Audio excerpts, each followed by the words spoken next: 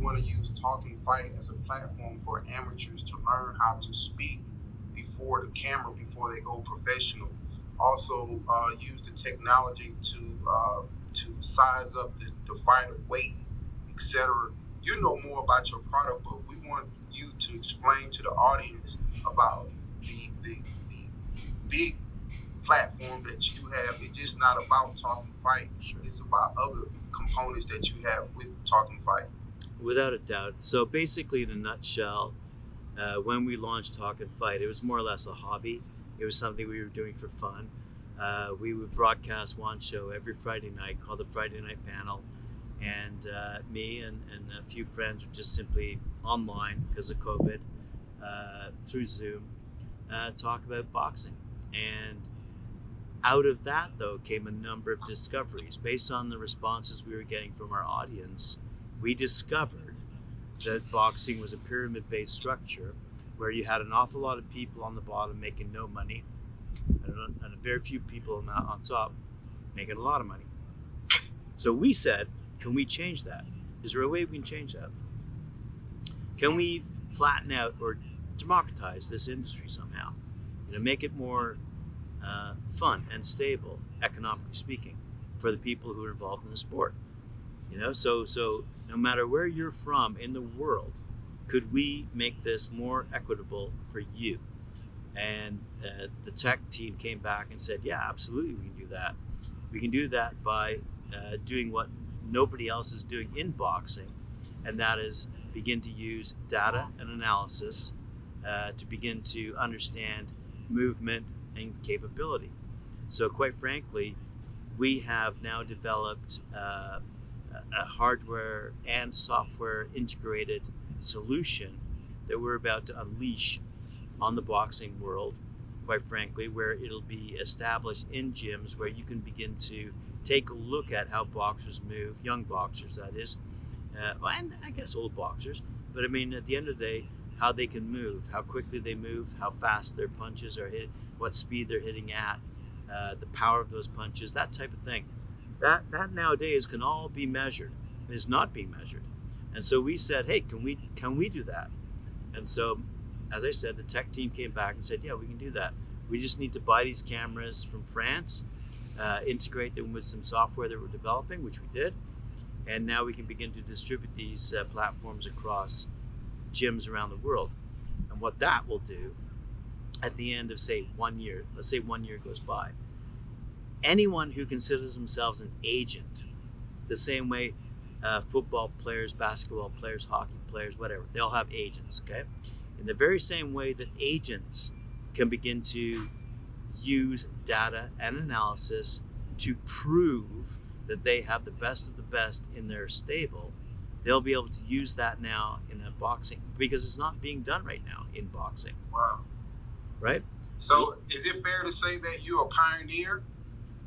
We are absolutely pioneering the integration of technology into the sport of boxing, because right now, if I'm Bob Arum or Don King or Eddie Hearn, whoever, if I'm whoever those guys are, I'm sitting there relying on someone's opinion.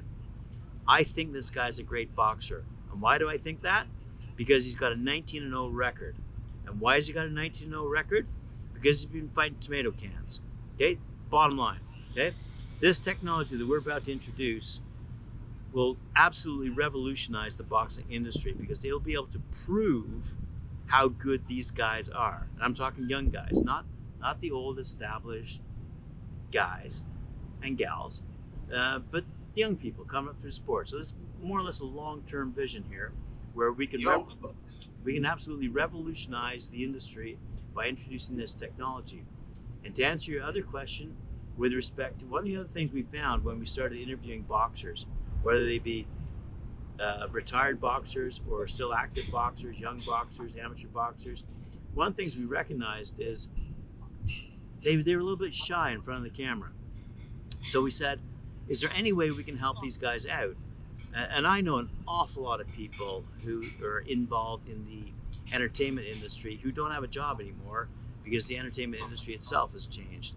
And I said, I can bring a lot of those friends to the table here, and they can educate these young people as to how to speak in front of a camera, how to answer questions, how to redirect focus of a line of questioning. So for example, if you're asking me the wrong type of questions, I might say to you, hey, that's a great question, Sheila, but you know what I'd like to talk about? I'd like to talk about, and go from there.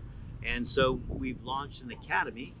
So when we actually get this whole thing underway, we've got a multi-pronged approach in terms of not just the talk and fight aspect, which is merely a media channel, which enables what we're hoping to be a huge family of people from around the world who have a love of boxing and understand the impact and importance of boxing in their communities, enable them to integrate technology on a localized level so that those young boxers they get recognized. Because there's I'll give you an example. There's an awful lot of boxers in Africa who are just as good as American or European or Mexican boxers, but never, ever, ever get recognized. Why? Money. Bottom line, money. Okay? So, how can we level that playing field? Introduce a bit of technology. And a super great example would be, you guys might be familiar with this, but when I was in Ghana, for example, a few years ago, one of the things that I recognized that everybody had a cell phone. I said, how the heck does everyone in Ghana have a cell phone? It's because they never had a cableized system like we have in North America. They never. So when cell phones got introduced, everyone bought one. The point of the matter is they're not reluctant at all to use new technology. They've just not been introduced to it. No one's brought it to them. No one said, hey, this is available to you. So now those fighters in, like I said before, North Africa, East Africa, South Africa, West Africa, now they can become recognized for how truly powerful they are based on the technology we're about to deliver to them, right? And so the fourth thing that we did, having said all of that, the media channel, the technology that we're about to introduce with Sportbox, okay? The academy where we can educate these people as to how to speak and speak properly and speak well, which I'm not saying they can't, but I'm just simply saying directing focus here is important. The fourth thing that we said is, you know what we should do? You know what I found? I think boxers need money more than need belts. Okay? What are belts at the end of the day? What are belts at the end of the day? Okay? Something that some guys invented. Okay? WBC, WBA, WBO, IBF, whatever. What's a belt? Bottom line, belt's something you try to achieve. It's great if you do achieve it, but it's like karate. At the end of the day, I became a black belt. Why?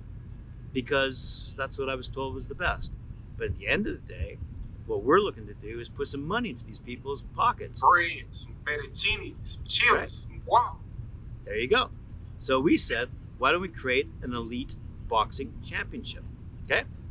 So we approached Tim Witherspoon, our good friend, two-time heavyweight champ, and we said, hey, Tim, would you host an event? Why would we hold just one event? Why do we hold 10? Why do we hold 20?